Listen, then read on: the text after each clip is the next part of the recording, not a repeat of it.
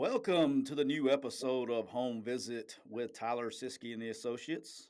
Joined today by my man, the Senior Executive Director of Football Recruiting at Mississippi State, Matt Dudek. Matt, how we doing, brother? Great. What a BS title that is, huh? I mean, it's Hey, unbelievable, I right? I don't I'm know what it is about titles. I don't care. I always said I did not care, as long as the zeros were and the commas were in the correct place and it was enough zeros at the end of it. They could call me whatever. I, I wholeheartedly believe that as well. And this is coming from the guy that was the first general manager in college football Yeah. history, right?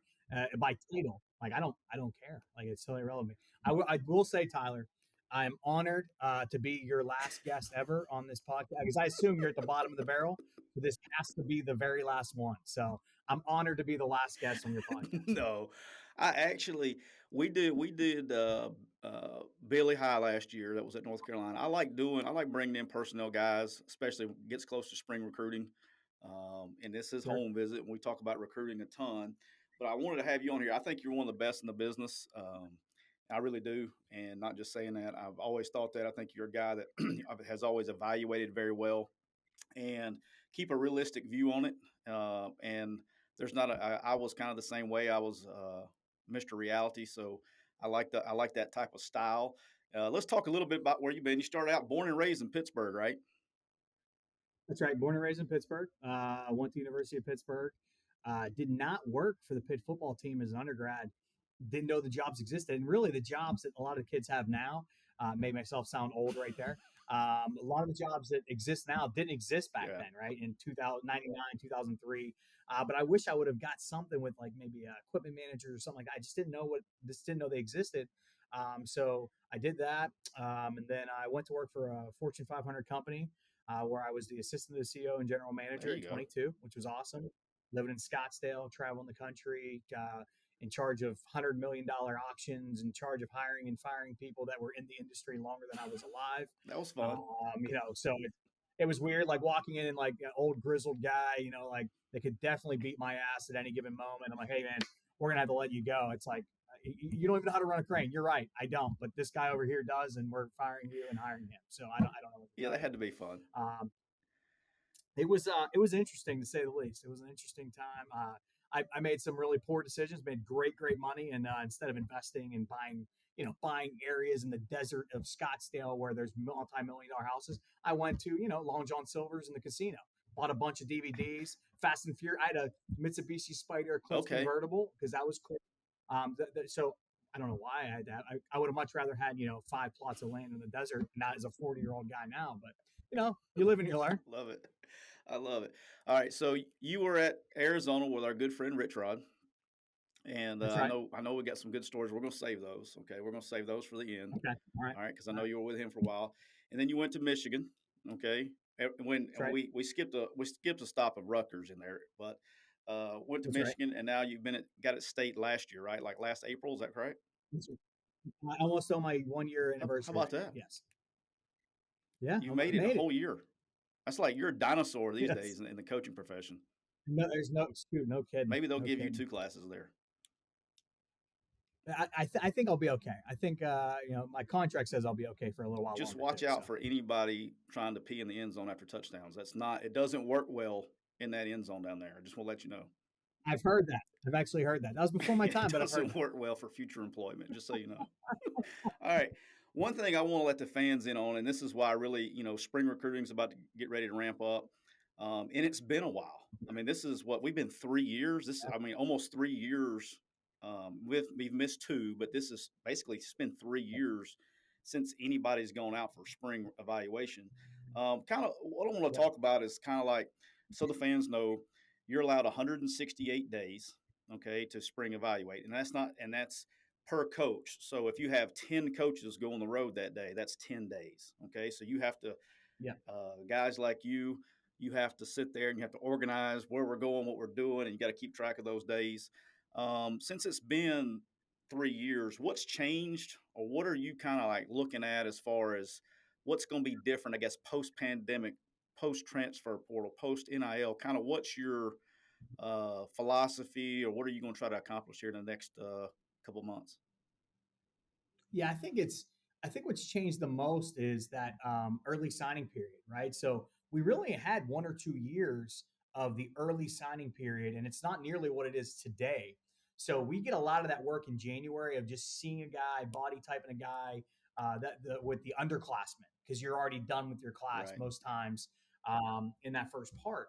So I'd say that that piece is good, but now you're going back for that second time, seeing how they've grown, seeing how they've developed, and really getting in and talking to the coaches. It's hard in January because there are schools that are still recruiting, so coaches aren't as available. There isn't film necessary or practice or lifting in January when you go. Usually they're coming off their season. They really don't start that stuff up till February ish to lead into their spring ball if their state has it. So really getting into schools, one, it gets lost a lot of the time, but getting transcripts, um, really getting transcripts in the spring evaluation. I've actually talked to our coach. I actually put out the days each coach has. I did that last week, the last week of March. It gives them a month before we go out.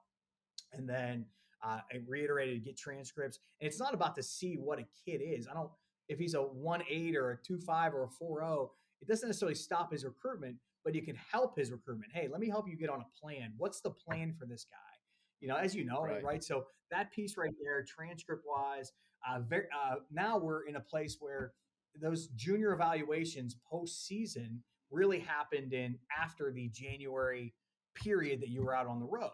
So now we're going in and all those evaluations. Hey, let's verify his height. Let's verify his speed. Let's verify his change of direction. Does he love football? All those things. We're going to go into the schools, talk to the high school coaches, clean that up. Now we've been doing it by Right. phone and all those things, but there's a different No vibe face to question. face. And then, and then secondly, verifying, hey, can you have them run a 40 for us? Or what day are you doing your pro day at your school so I can come and get all of your guys?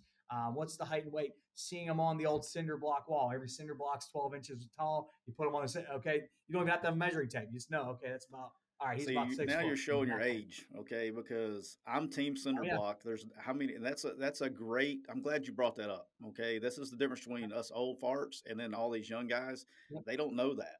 You can stand the Right. guy up like when the cinder block wall, and you don't, and you can tell the coach says, "Well, he's 6'1". Well, I know if he's below that six notch in the wall, he's not 6'1". He's probably 5'11", That's right. 5'11 and a half, and especially when you count when they got their shoes on. So that's a good trick. There you see we're telling we're Yeah. telling all the trade secrets to the young bucks of the world, man. I'm happy to help the young bucks. They need it. They do need it. So I'm I'm happy kind to of help them. jealous that you have 168 days to work with because I don't know if I ever had 168 days. We always had to take secondary violations everywhere I've been. So I've been Yep. I've been down to I won't say what school I was located at, but the head coach came to me late February and says, "Hey, I know you're getting ready to start planning for spring recruiting. Just so you know, I wouldn't plan for more than 150 days." And I was like, "What are you talking about? We get up 168." He goes, "Well, I'm going to use those extra 18 for some secondary violations." So yeah, so I was like, "Oh, okay." Been there, I've been there plenty of times. Some one or two my fault. Mostly not my Yes, fault. yes. Yes, It is what it is, and if that's the case, you got to go 150. It's plenty. It's time to get it done.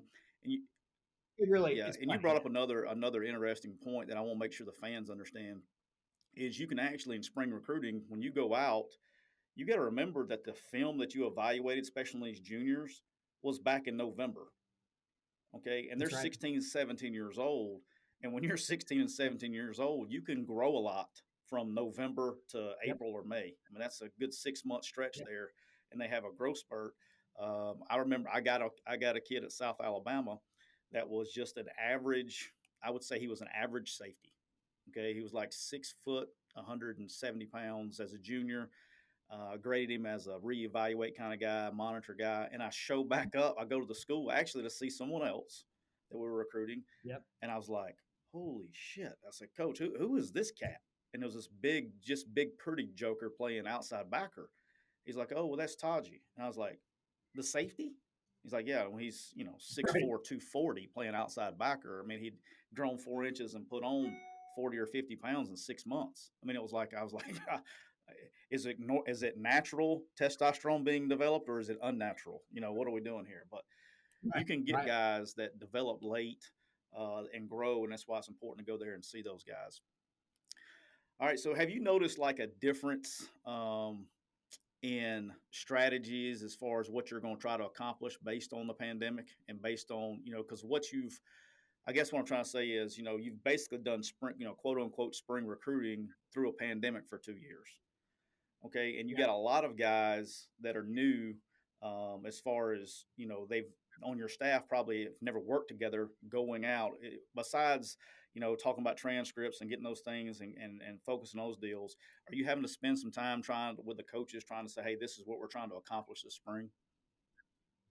Yeah, I think we've done that already. I'm going to keep following up. Right now, we're in the. I'm letting them plan their stage. This just so you know, this is the first time since Mike Leach and the staff has been here, and we've had coaches change over. They've had zero spring recruiting. We've had one January recruiting. So we haven't been on the road. We haven't hit every school in Mississippi yet. We haven't, short of Coach Hughes, who's a mainstay in the state. We haven't gone and hit our entire Alabama area yet. We haven't gone and hit our entire Georgia area or worked through Memphis. We haven't done those things yet because we haven't been had the opportunity. And that we just started going out in the fall. In the fall, we basically have the bye week. You can get out a little bit locally otherwise, but you have the bye week, so you're going to see actual Right. players during the bye week. You're not going to schools necessarily. And then the following in December, hey, you're closing your class out, so you're doing that. January, you're starting to look at those guys, but really, I mean, we're only out it's only 2 weeks in January, so how much work can you get done in that time period? And again, still looking for some seniors and those kind of things. And then, yeah, really, this is the first spring they've had, but yeah, we're sitting down and talking about like those pieces of really getting in, making sure our brand's being seen, making sure the coach that because inevitably they'll be the coach that forgot about the pandemic. I haven't seen you guys in 4 years. Well, coach, that was 3 staffs ago, and there was a pandemic in between. Uh, we're here now, and we'll come by every spring, we promise. And if you have a player, we'll come by every fall and winter too. So I think that getting back with those guys and just getting that rhythm again, it's everyone's going to be a little rusty at it. Reminding them of the rules, you can't talk to the kids, those kind of things. But that piece, I think we're going to be okay. But really, the planning stage of it, because it's difference between spring recruiting Right. and winter recruiting is it's planned, it's dictated, and not very much takes you off of that plan. I mean, as you know, right? So it's one of those deals that hey, we're going to go through all these schools, all these kids, and inevitably there'll be what 5 kids that pop up. Like, hey, let's have the DC cancel that visit and go over here to get eyes on them so we can offer them or whatever the case may be. But really, it's really planned instead of mass chaos and just trying to get in people's houses and spend a whole day with one kid. And I mean, you're hitting 5, 6, 7 schools a day. If you're doing it right, you're at a morning lift at 6 a.m. and you're at a track practice at 5 p.m. Yeah. If you're doing it right. That's called, always used to use it, I was to say is, uh, contact period is more like laser guided missiles. You're going in to see Yep. specific kids and spending a lot of time with a very small target. And then spring recruiting is like carpet bombing. I mean, you're just Yep. it's spreading. And then you mentioned something too that's I've seen a lot of schools doing getting ready for this spring is a lot of high school coaches like we haven't seen you guys in 3 years or whatever it is because of the spring recruiting period has been taken away, and so you get to go by and visit with coaches and establish those relationships inside your areas. And how, I mean, and you look, and normally you go through this with a new staff. Okay, so you go getting on new staff that first spring, you're starting relationships, and it's so odd right now because some coaches are going into their third season like Coach Leach, and there's schools probably in the state that they haven't had a chance to really get to because when it comes down to actually the time on the road that they've been able to go, it's been laser guided missiles going to get the guys you're going to sign and not being able to spend the time with the coaches in the area. And I think it's important for high school coaches to know that I think you'll see a ton this spring of, I guess, schools almost trying to reestablish their home base, reestablish their home Right. court. A lot of in-state recruiting. Again, I'm not going to say who it is. Another SEC school I've that uses our service. They're going to be first 2 weeks is just nothing but in-state. They're going to knock out in-state recruiting and reestablishing their home base. So I think Yep. that's You'll see that the old blitz, yeah. right? The old all 10 coaches on the road. Here's our 200 schools in the state or 500 schools. You got these 10, go. I mean, just yeah, you'll see that too. I think we're going to be we're going to be a little more calculated than that. We will hit them all, but it's one of those deals that we're not going to do the old blitz because again we want to get to everywhere we need to be. And Coach Hughes again, I mean he has Yeah, most of the state, so he's been like, he's been to he's the godfather he, of Mississippi. yeah, I he's mean been to a couple it's schools in Mississippi before. I think he'll be all right. he He knows doesn't need a GPS to get he knows around. he knows their dad, he knows their kids, he knows the coach, he knows their uncle. Yeah, we'll be okay. Yeah. All right, one thing I want to talk to you about, and I thought it was very interesting. You and I talked several weeks ago, actually during the contact period, about this, and it was something I just found interesting because I've spent my career in the South, and you've been Pac-12, Big Ten. I mean, you've been everywhere, right? And we were talking about Yeah. official visit strategies, when to bring the kid in and all that stuff. And I always said, in the South, and you kind of hit me on the forehead with it. I always said in the South, I was like, look, I told the coaches, I was, if we got 3 dates in December, and if we can't get that kid on a visit in December on those 3 dates, we're not getting him. And so there's no need to practice Yep. recruiting. And then you brought up a great point about being in the North and being not really in transit school. You mind sharing that with the fans? Yeah, I hope I remember, right? So it's if it was a good point, correct me if I'm getting off the wrong path here. Gosh, I say so much on a daily basis, I don't remember what I said. But being at Michigan, for example, I mean, we were kind of pushing for the summer visits. We were pushing because a couple of reasons. One, we would recruit all of spring to get those guys to that summer visit, and that summer visit we would have 25 guys. And my last big weekend at Michigan in the summer before the pandemic and everything, we had 25 guys and 21 of them committed on that weekend. Now we knew a lot of that was going to happen, but the ingrained ability of a lot of those guys too, it's the Big Ten more than really anywhere. If you're recruiting a kid in the Big Ten footprint, they're often ingrained in that footprint. Whereas the SEC, Atlanta is a transient community. Pac-12, Phoenix, a transient community. Denver's a transient community. Nashville is a transient community. Whereas if you're recruiting a kid from Northeast Ohio, he's his grandma lives there, his great grandma lives there. So there's that. You don't have to worry about them wanting to take additional visits or whatever the case may be as much. I mean, it's still recruiting, right? But getting those guys there in the summer. Also, there's no prettier time in Michigan than June 21st. There's no snow, there's no anything. And then you try to work for that second visit to come to a game, right? And then obviously, as you know, game day visits are in the kid's mind. I got to get to this game for my official visit. That's great until you play on Friday night, you spend all night driving somewhere, right? Or whatever the case may be. You wake up, we're waking you up early. We have a whole schedule we got to get through with you. So you're waking up at 8, 9 o'clock, eating breakfast, games at noon. How many of our games are at noon in the SEC? All of them, practically, right? 80% are at noon or at 1 o'clock, whatever the case may be. So then you're rushing to that. And then your post game, we're rushing through that. And all these towns, I mean, it's post game, it's mass chaos with Right. all the fans, which is awesome. It's a great vibe to be around all those things, but it's not that one on one. And then Sunday, we're getting you in, we're doing the one on one stuff, we're doing the football stuff, and then we're getting you on the road. So the visit is almost wasted on those game day visits. And then December, here's the thing. I think this is maybe where you're going with this. In December, our December visits and our guys that signed in the early signing period, 21 guys in our class were committed to somewhere. I'm sorry, 12 of our 21 guys that signed in our class were committed somewhere else before they came here. So the later, in my mind, in the SEC model, the later the Correct. better in this thing. You want to get them early. You want to get them to a game. And it's easy, right? And you want to get them to the game because, I mean, shoot, I don't know. I was just talking to my wife about this.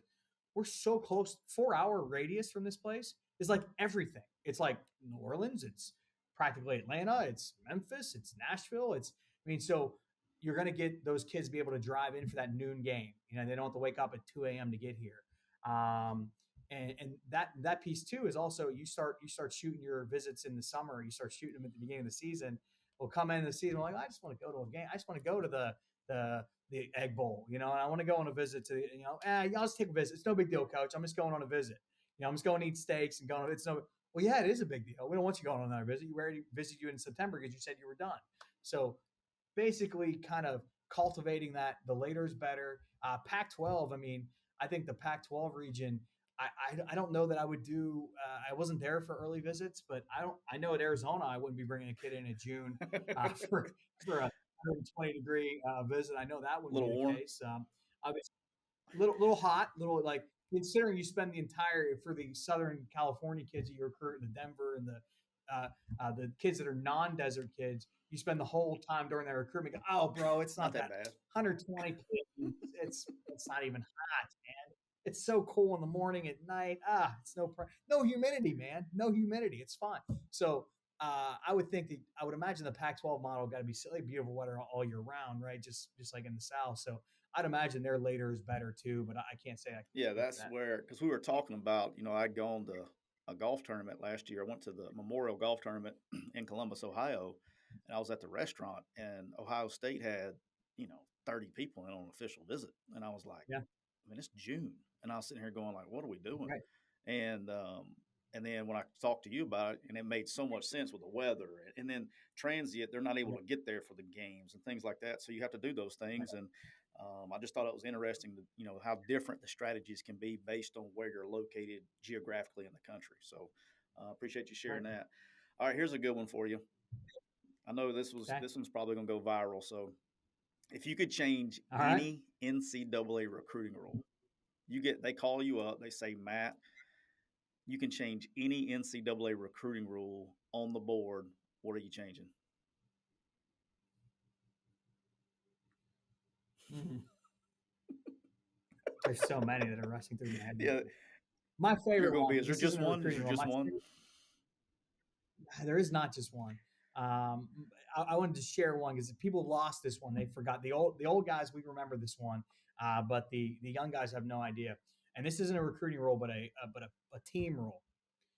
There used to be a time before unlimited meals that you were allowed to provide uh, stuff post lift, Right. meals, not even snacks post lift, right? Walk-ons weren't allowed to eat, which is Yeah. crazy. Hey, come do all this stuff, and we can't give you a protein shake at the end, whatever. It was crazy. But my favorite was, and Rich, I know Rich was like, this drove Rich mad. I mean, it was crazy. It was you could give kids bagels, you can give them Keep bread, going. but you could not provide any spread That's for the bagel. This is fact. And people think we're going to think we're joking here. You could provide the kids a bagel, but you couldn't provide them the cream cheese to put on the bagel. And people, Yeah, that was an because then it would become a NCAA meal. rule. Yeah, and no way around it. I mean, literally, I mean, like I remember seeing kids like pull out or having peanut butter jars Yeah. in their lockers that they would go to, wherever Walmart or whatever, buy a big thing of, and like two or three guys scooping out and sharing peanut butter, and I'm like, what is going on? And now we're all the way to NIL, which I Yeah, I say do too. wrong most of the time. So we have pretty much expanded that no spread in about 10 years. It's gone from no spread to like literal Yeah. spread, Yeah. Yeah. so it's worked out pretty good. But the one rule, God, I'll use the one that's most recent in my head because I do a little presentation when kids come to campus. Um, the official visit travel Okay. rule. Okay, we're allowed to buy a ticket, plane ticket, or provide transportation to campus for the prospect plus two, so Yep. three total. Right, you're allowed to do that. But you're allowed to provide food, housing, and game tickets to the prospect plus the two travelers plus two more people. How the hell these other two people are getting to campus is total. It makes no sense. Obviously, if they jump in the car, but we can't buy their plane ticket. But once you're here, we can take full care of you. So buy the $1,000 ticket that we can't buy for some unknown reason, and we'll feed you and house you. And I think that one's like it just doesn't make it. Just say it's three tickets. Just say it's or say it's five. Say it's five plane tickets. Say it's like that doesn't make any sense to me. And I you can hate that. provide the car service, and they can all, if they can all fit in the car, they can come. But you Right. can't fly them though. Correct. Can't fly Can't them. fly But them. you can If you go send fly a them, you're in freaking trouble. limo to go pick them up. Allegedly. Correct. You send a massive. That's more you than me, but you could send a Escalade to Yeah. pick them up. No problem. You can do that. Let's call it a Easy. limo service. That's If what they we're referring to as a limo service. number Yeah, not a service, correct. limo. I want to make sure I'm clear about that. That rule stupid. Yes. What is another rule? Oh, the evaluation period not being able to talk to kids. Yeah, It's all this does is set people up for failure. I mean, it just doesn't that's make one any of the sense. worst. And that's the whole bump rule. Before we covered some of that a long time ago, but we got a lot of new listeners since then. The bump rule is probably the most broken rule in the history of mankind. You're supposed to, well, look, if you're Mississippi State and you're going to Florida to go see a kid, all right, and you call the coach outside your area, a national recruit or whatever, the coach is going to tell the kid, hey, Mississippi State's coming tomorrow. Well, that kid's going to be around. He wants you to see him. And if he comes up and says hello to him, you're supposed to act like a statue and act like you can't see the kid. It's the things happen naturally. Now, you go into a shut room with a guy, and I get that. Okay, you sit down with him. I Right. understand that Right. rule and all that stuff, but not to be able to shake a kid's hand and act cordial and act like a normal human being. I think normal Right. interaction should be allowed. Now, again, you close the door, all that stuff, which that rule's broken a bunch too now. But Right. but the bump rule is completely, there's so much gray area in it, and then they're very picky on what they hammer and what they don't hammer. And so Yep. uh, been a part of that one a bunch too, so I understand that one. I think if I could change Well, it just if I doesn't could make. change one though, I think it's going to be the photo shoot. I think that's the one that I would like to. Oh, Are you having fun with those yeah. yet? No, they're actually they're fine. They're good, and it makes it fills time for the guys. They enjoy doing it, and really, I've actually kind of been less Because grumpy somebody else is about doing it it. over.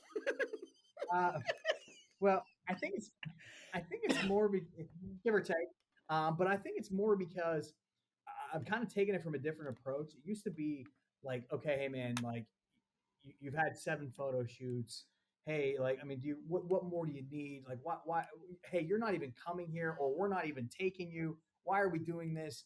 And it's chaos. But I've actually in the last 2 months, it really, I kind of have I've gauged like in my mind, I'm trying to. It's content for them. I mean, that's Yeah, what kids want now, right? It's content for their brand, which again is a little fuzzy. A lot of these kids will never have a brand. They want to have a brand, but they're never going to have a brand.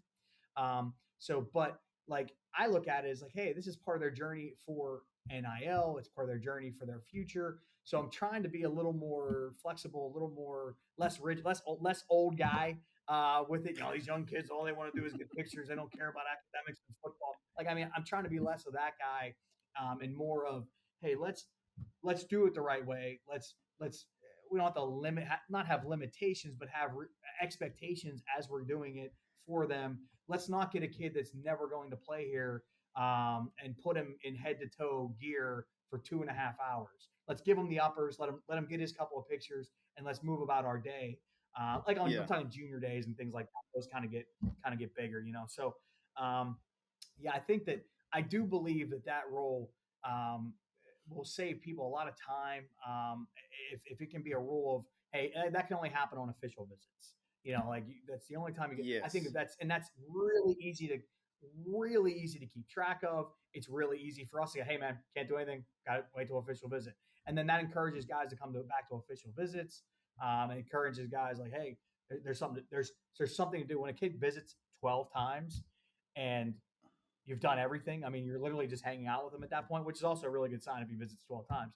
I would say if, hey, his official visit, there's something new for him when he gets here beyond feeding them yeah. or It's whatever the not case really. It wasn't really the photo shoot that got me, um, and it was always it's a giant production.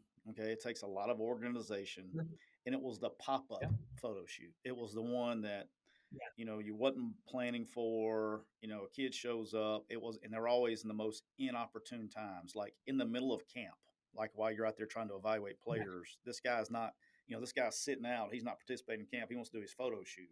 Or the Yeah. worst, and I won't tell who the kid is, but he is a player. You know, we were in the middle of a game. Okay, I didn't even know this occurred until after the game. And the kid's in the stands, and in the middle of the game, decides he wants to get in the middle of the first quarter. He wants to go have a photo shoot in the middle of the first quarter of a game.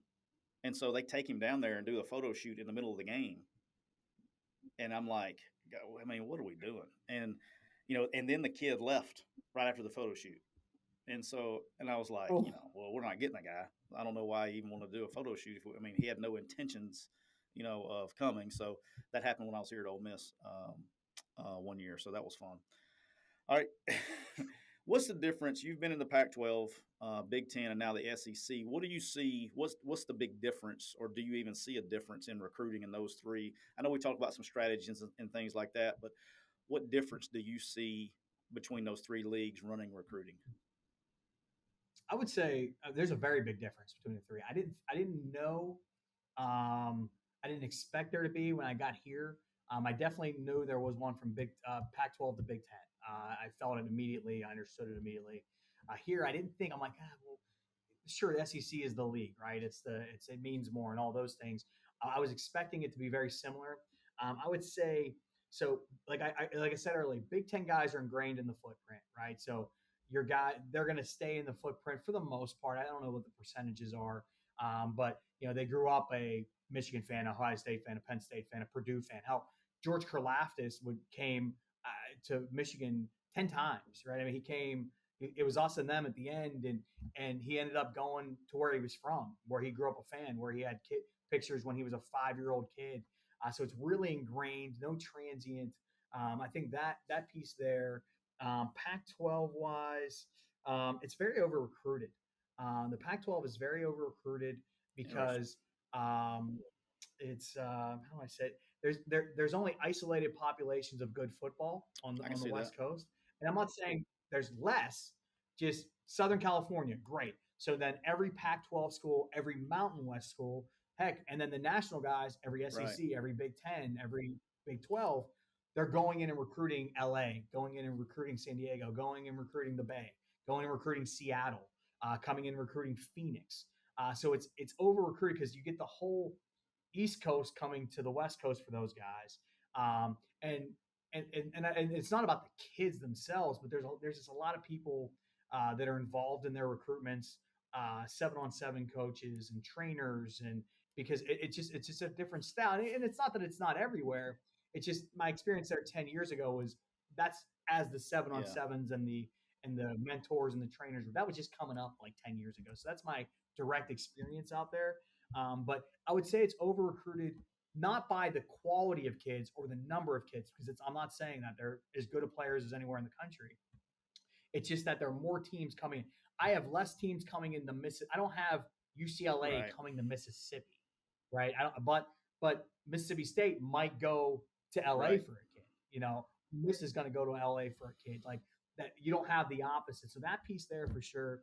And then the SEC, I think what's really unique is in this footprint, almost more than anywhere, is it's closer than anywhere else in the country, Right. right? It's you're 4 hours from every. You're basically take Florida out, right? But our 4 hours here at Mississippi is Louisiana, Tennessee, Mississippi, Alabama, and Georgia, right? And then you can get your whole. If you don't get your whole class from there, I don't know what you're doing. And then same with Florida, their whole is all Florida, South Carolina, Georgia, Right. part of Alabama, right? So I think you can get your whole classes here, whereas everywhere else, I don't know if that's necessarily the case because of the population. Also in the SEC, I'm finding more, how do I say it? I guess raw players, and I don't mean less than. Well, that's I just mean like they're going to grow into something different for whatever reason it may be. Maybe the football's not as good. Maybe they're not eating as much. There's very few short of Atlanta, right? Atlanta got a big population of these guys, and it's Florida too, I guess. But there's not personal training. There's not 20 personal training facilities in Starkville and in Oxford, heck, in Baton Rouge. yeah. There's not those things. Whereas in Michigan, where you have to work out indoors some of the years, I mean, there's 15 personal trainers in the Detroit area, and in Columbus, the same deal. And heck, in the middle of around Pittsburgh and Philadelphia, there's exponential amount of those ones. So I think that's what the difference is. Is they're just not playing football year round here, and it's again not. There's just not that specialized training year round. So they develop not slower, just different, right? It's Right. like, hey, this guy's going to continue to grow and he's going to get better. And every time you see him, he's a little bit better. Every camp he goes to, he gets a little bit better. You only get better by playing football, by training football. I mean, right? I mean, That's that's correct. the reality of it, right? So I think that's something I probably see the most here, more so than anywhere else. Interesting. Yeah, you're located right in the middle of it. I used to call them Right. Mississippi specials. I know I told you about that when you got the job last Yep. year. I mean, you're going to have Yep. camps, and guys are going to show up you've never even heard of, and which is crazy to think of. And you're like, who Yep. the hell is that guy? Yep. And it's happened. I mean, it happens every year. Every year I've been at Ole Miss, when I was with Hugh and then back with Matt, we had camps. We would have people show up, and like you didn't maybe have heard of the name, maybe you hadn't. There was a guy that was a pretty good player at Mississippi State. His name was Chris Jones. He was a I decent. heard of him. Yeah, he was okay. He was a pretty good player. Heard of him. But like the guy literally did not have a rivals like profile or two. Back Right. then they don't know if they 247 had started back then, but maybe it had. But the guy didn't even have a profile until after he finished his senior year. I mean, these guys just come out of nowhere, and it's just it's a unique thing. So if you like them, then if you're a good evaluator and you like seeing them in person, you can you can make some hay on some guys in a hurry, No especially in doubt. this state. All right, speaking of, let's talk about this. I think this is a great question. Okay. Interested to get your take on this.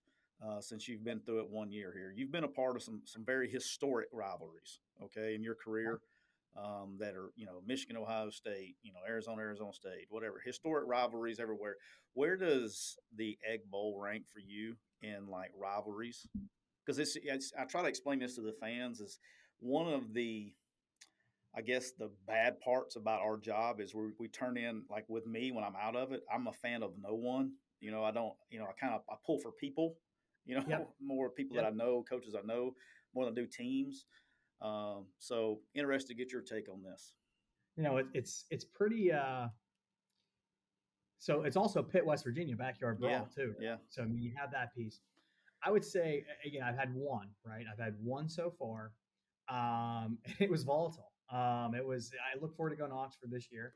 Um, I would, man, trying to. So let me start with Arizona State, the Territorial Cup. Incredible, oldest trophy game in the country. Incredible. You got to win the game if you're either team. Say any of these rivals games, right. you got to beat your rival, all that stuff. If both teams aren't competing for the Pac-12, the stadiums aren't full. I mean, like it's not as crazy. It's not as personal. A lot of people in the communities don't care, especially a transit community like Phoenix, right? Like it's all right. They're just going for a hike. Man, they're just sitting outside today. It's whatever. It's Thanksgiving weekend. We put it on. We maybe won't put it on. And I'm not devaluing it because there's a lot of diehards there, but I wouldn't walk somewhere wearing an Arizona hat in Phoenix in May and someone said, "We beat your ass." Yeah. I mean, that wouldn't happen, right? Yeah, Like it just wouldn't happen there. Unfortunately, with Michigan, Ohio State, I was never on the positive side of that one. Luckily, I helped build the team that broke the streak there, so that's great. But I would say even that one, right? It's not the same state. It's nationally. It's you got to win. I mean, it's one right. of those national rivalries, all those things, right? It's a big deal. It's a grandiose deal. It's a big deal because of what it was when Bo Schembechler was there, right? And like the 10-year war and those things, right? That's why it's really big. Again, I could wear a Michigan hat to Ohio in May, and odds are, if it wasn't Columbus, I wouldn't get someone to tell me to go, f myself or whatever the case may be, and Ohio State fan can come through Ann Arbor and it would be fine too. I didn't feel like I feared for my life coming in and out of the stadium or anything like that. It was what it was. Um, uh, Pitt, West Virginia. I mean, that one's a little personal because it's my alma mater. But even still, two totally different. They're not. It's not the same state, right? There's Right. state lines in between it. And my sister and my sister-in-law both went to West Virginia. My wife and I both went to Pitt, so we literally have the backyard brawl. It's back this year for the first time. Literally in Um, the backyard. Literally in the backyard. Yes, I've said some pretty terrible things to them on those days, which I'm not gonna. I was gonna say I'm not proud of. I'm absolutely proud of. But especially when we beat them 13-9. Sorry, Rich. Sorry, Raquel. But it's one of those days. But no, it's one of those deals that I think that one same deal, right? People care about it if both teams are good. People care about it for bragging rights, but it's not to that standard where you do fear that no better place than when you drive in a bus into Morgantown, West Virginia, and you see three generations flicking you off, like a 10-year-old, a 40-year-old, and a 60-year-old. That warms your heart a little It bit. does. So that's a pretty good deal.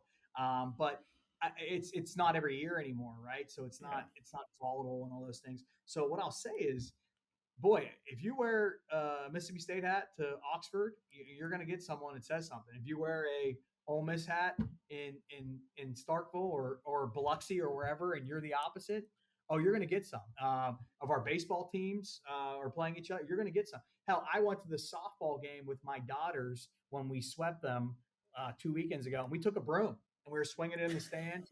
I mean, it runs deep, right? I mean, it's very, yeah. I like to have a little bit of fun. The softball girls appreciate it. That's what we're getting with this. Yeah, so I think it's every day. It's every day. It's an everyday situation. It's not everybody lives in Starkville. It's a Mississippi State person. Not everybody lives in Oxford. It's an Ole Miss person. It's an everyday battle. It's an everyday fight with on all of our sports. It's the what I don't quite understand is the, I guess we're the agriculture school, they're the professional school or whatever the case may be, and that's all fine and good. They're both pretty good academically in what we do and what they do, but like it's an everyday thing. I mean, hell, if I'm driving through Starkville and I see an Ole Miss like license plate, I'm like, hell with that dude.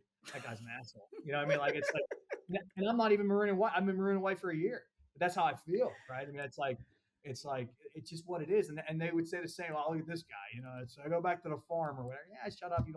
I hate to break it to you. Starkville and Oxford look like exactly the same place. It's I don't know what the difference is, but that's fine. Yeah, I get.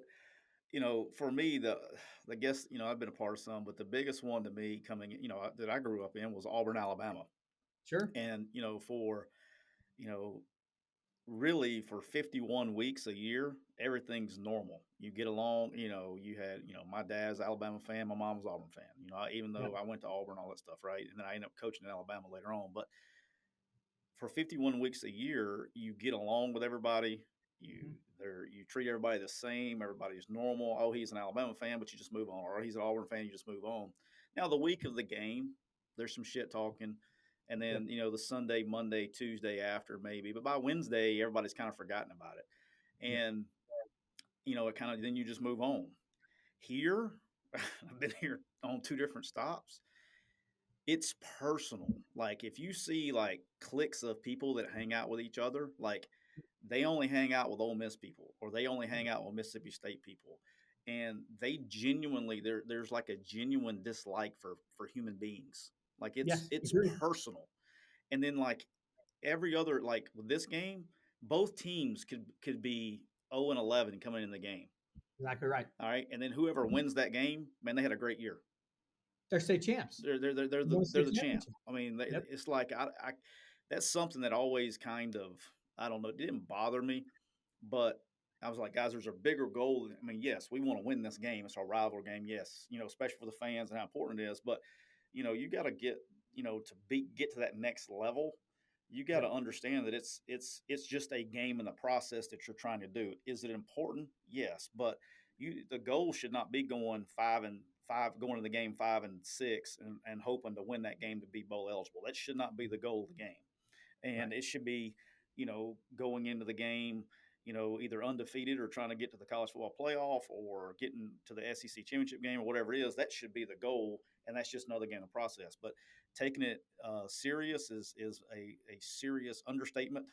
I've just never been a part of one where they take it. They're so passionate and there's genuine and dislike Yeah. amongst people based on what colors they wear, and it's fun though. It makes it for an I can't wait. interesting thing. I mean, for sure. I can't wait to go to Oxford this year. I hope someone throws a battery at me. I mean, I want it all. Give me Oh, it all. I love it. the worst that you got lucky. I wish they would do this, and I'm probably going. So Ole Miss fans love me, and then they hate me, and then they love me, and they hate me, and then they hate me, and they hate me, and there's a lot more hate than like still. But I tell you this, I'm going to get some love here. Ole Miss should move the student section back to where it was at the beginning, coming out of the tunnel. So much more difficult from an opposing standpoint coming into that stadium when the student section was over. I guess I don't know what end zone it is, away from the one they're at now. But that it was about boosters and getting seats and all that stuff, and I get that too. But the students being where they located, it was a much rowdier environment, and they were right on your tunnel.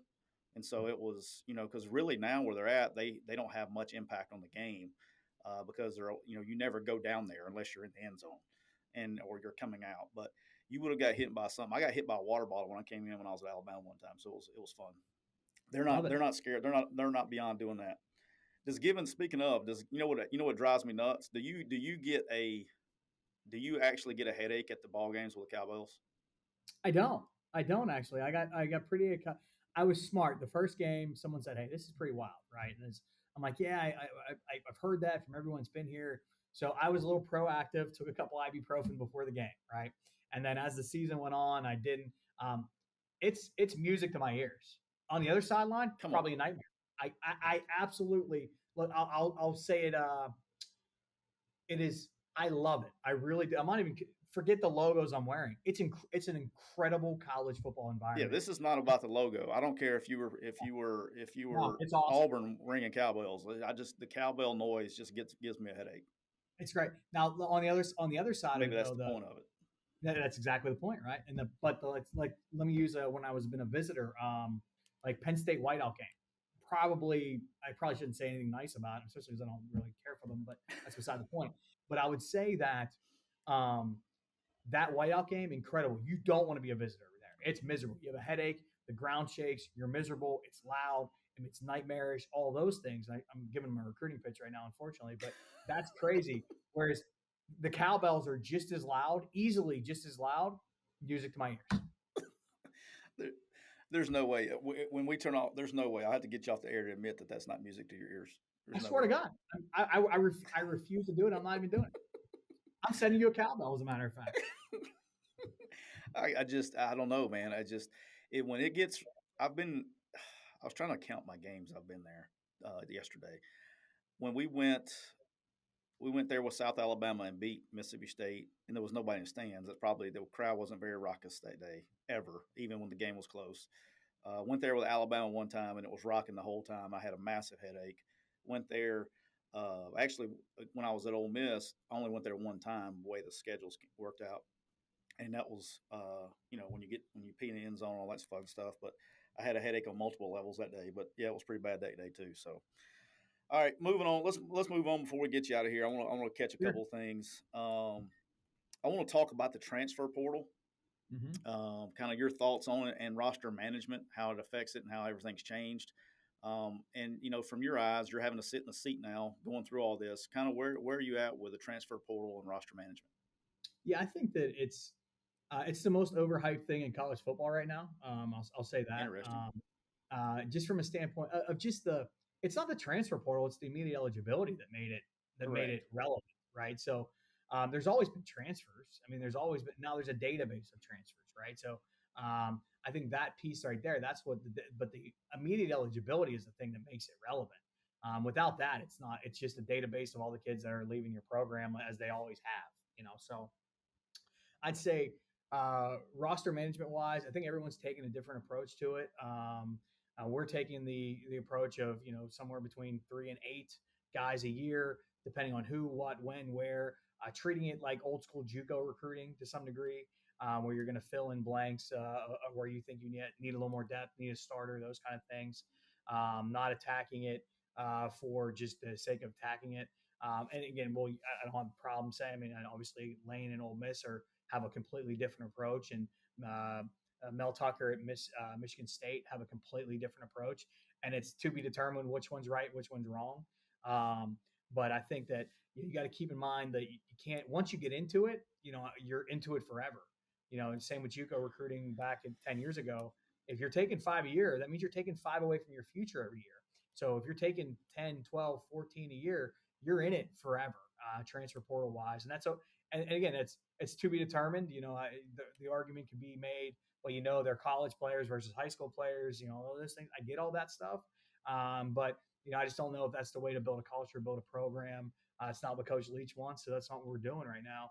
And quite honestly, I think that a lot of these players are or anybody with production is getting over recruited. Now, some guys very much, I mean, damn well should be over recruited. Michael Right. Trigg, for example, that guy, yeah, he should be re-recruited like he was out of high school. I mean, Every there's no year he's doubt. a baller. Yeah, great dude, great player, right? I mean, I shouldn't be saying anything nice, but he is, right? But See, it's that's what the old because you got a lot of Ole Miss fans listening too. So that's the thing. You're a fair, you're an honest guy. I like it. You yeah, I call it mean, like you see it. You're It not is just what it is. But hating on Ole Miss because you hate on Ole Miss. You call it like you see no, it. no. I mean, there's a million other reasons, but that's not one of them. Um, but it's one of those. I can't help myself, I know right? it's awesome. But it's one of those deals also that it's you can't take bad players to take bad players just to take a spot. Right, They've taken some guys in my opinion, in my humble opinion, there's some guys that I looked at, watched. I'm like, no, absolutely not. Why would we take this guy? Now maybe the position they're in, we're in better shape than they're in, and all those things. right, But I mean, when you're talking about a guy from in April, and you have schools like Auburn, Ole Miss, Mississippi State, LSU, for a 1 year starting safety from Southeast Missouri State. What are we talking about? Like, I mean, is that guy really going to make that much of an impact on your program? And maybe it is. Maybe you have right. some really big goals or whatever. But like, that's where it's hard.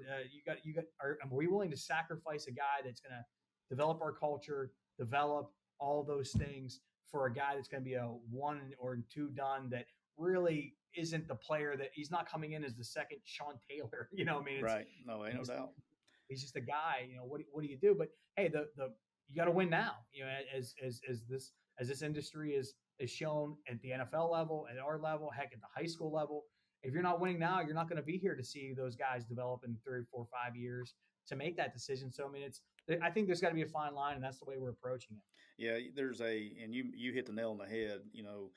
You're damned if you do, damned if you don't.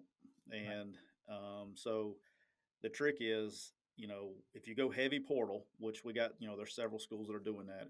It decreases your margin of error. Okay, so you got to hit. You can't Yep. you can't miss on portal guys. Yep. When you take more high school guys, you got ability to miss a little bit and then process those guys and move on to the next position because you have time and you just don't have the luxury of time with those guys. So when you bring in a portal guy, you cannot miss on him Right. because now you're stuck with them for a good bit. So I'd be interested to see, like you said, let's see what happens 3, 4, 5 years from now, and then with the roster numbers, are we going to be able to, if you're that how heavy in the portal, where does your 85 start getting jacked up with roster numbers? So Absolutely. time will tell. I know I got my opinion. I've made it well known here, and it is what it is. But talking about that, and then I'm going to mention this briefly. I don't know if this has nothing to do with football, but you're seeing the immediate eligibility with a portal. LSU has 0 scholarship basketball players left on their team right now. All that I saw that popped on my feed just yesterday. I mean, I mean, I don't know, and I think you're going to have sports like basketball where they only have 13 on scholarship. That's when you have coaching changes or for whatever reason, yeah, and you look at like LSU was prime for it. Now, does the NCAA feel sorry for LSU? No, probably not. not even a little bit. They're over there laughing, going, "Yeah, this is what I wanted to happen." And so but the problem is where I got frustrated, and I guess I wish we could do something from an NCAA perspective. Is so now all the coaches are gone. So you're bringing in a new coach. All the players are gone, right? So now you're bringing a brand new scene. But who's getting punished here? Right. Okay, kids and coaches that had nothing to do with the action. Right. And so, Will Wade's going to be able to go coach in the NBA if he wants to. If he gets a 75-year show calls, he'll just go coach for the Grizzlies or somebody. I don't know. I'm just throwing it out there. But he can go coach and continue his career and probably in the NBA very easily. All right. And you got players that move on and go and they're going to start at other places. But now you got basically the logos getting punished for something Yeah. that somebody inside the logo did. And I just wish we could, this, bill that got proposed that we talked about a little bit last week that was getting done Congress is going to try to do some things to try to alleviate that. But it's got to be done that way because you're going to be stuck with kids and coaches that had nothing to do with it Right. holding the bag. So, all right, last thing I want to talk about something funny, then we'll get you out of here. All right. Okay. Who you work for Rich Rod, Yep. you work for Harbaugh, and now Yep. Mike Leach. Who's giving you the Oh, best? Who's giving you the cool. best ass ripping? I mean, don't leave Schiano out of that Oh, Greg equation. Schiano. I keep leaving him out there. I love Greg so much. He's a notorious ass ripper too. He's a notorious ass ripper too. Who's giving you the All best one? right. So Greg was awesome to me. I was only there a short period of time. I probably wasn't in the building long enough for him to. I was only there for the season, and we were good and we were doing good recruiting. So I didn't get any ass rippings from Greg, which was encouraging. Interesting. But I watched him rip some asses, but it wasn't mine, so it's fine. Rich's ass rippings are incredible. I love them because it's so like it's like it burns hot, like boom, here it goes, right? So it's whatever the case may be. um he storms around, stomps his feet, throws something at you, and then it's like 2 minutes later it's like, hey, by the way, we have the ice cream truck coming about 10 minutes from now if you guys want to go get some ice cream. Coach, literally, I thought I was packing my shit to leave. But yeah, I'll get a Nutty Buddy bar, I guess. I mean, it's like, so that I would say with Rich, it burns hot. I got a couple from him, not so many, but definitely a couple. Coach Leach, I'll save the big one for last, I guess. Coach is awesome. I've received zero from Coach Leach. He is awesome. I love working for him. Literally everything. I'm not saying it because he's here. I'm not saying it because I'm wearing the logo. It has been refreshing and awesome to be here with him. Seeing how successful he's been forever, and seeing how the building works in that. Yeah, Pretty excited about that. I would say from a whole Harbaugh, um, probably Jim definitely gave the biggest ass rippings to me, to everyone. It's it's a it's an uncomfortable place to work most of the time, I would say. He beats things to death. God forbid you make a mistake, because he will club you over the head with that mistake until the next person makes a mistake, and then he will club them over the head until the next mistake happens. Um, but that constant uncomfortability, where you've seen guys disappear out of the building. Heck, I was a part of helping some people disappear out of the building. Um, yeah, it's when you get hurt. your ass beat by him, you're like, well, my whole life just changed. I'm out of here. Thanks for having me. It's and that makes you uncomfortable. That's good. That's good stuff. Yeah, I love Rich, man. He can run hot and then he'll forget about it 2 seconds later. I mean, I mean, like that's it practice too. I mean, I can't tell you how many times I've seen cover three, throw the seam, and you throw up the papers, and I don't even didn't know that my whole life. Not a quarterback, very below average high school football player. I now know, and it's ingrained in my heart. If there's cover three, Throw you the seam. throw the damn seam. If you've I ever know been it around him, ever. ever. You know that forever. And and again, I mean, it's the same. I mean, I can't remember who the coach was. God, I wish I could remember who the coach was. New coach on staff at Arizona. Rich has one of the spring practice. Call it practice six. It's scripted for him to be the meanest he could possibly be. It's funny because one day is the ice cream truck, one day is the as mean as he could possibly be. One day we stop early and go swimming. It's fun deal, right? I mean, he is just literally anybody out there. The guy spotting the ball, the guy running the It doesn't camera, matter. the music. Everybody got it that day. I mean, just lit the whole place on fire for 2.5 straight hours. And like I'm walking up, he calls everybody up at the end. I'm walking up with the new coach. God, I remember. I wish I could remember who it was. At any rate, I'm not. I'm really not avoiding his name. I just don't remember. And they're like, "Oh my god, what? Like, hey, is it like? Or is this like this all the time? Like, what's going on? Like, am I in trouble? Like, I feel like he got on me more than anybody. Like he's whispering to me."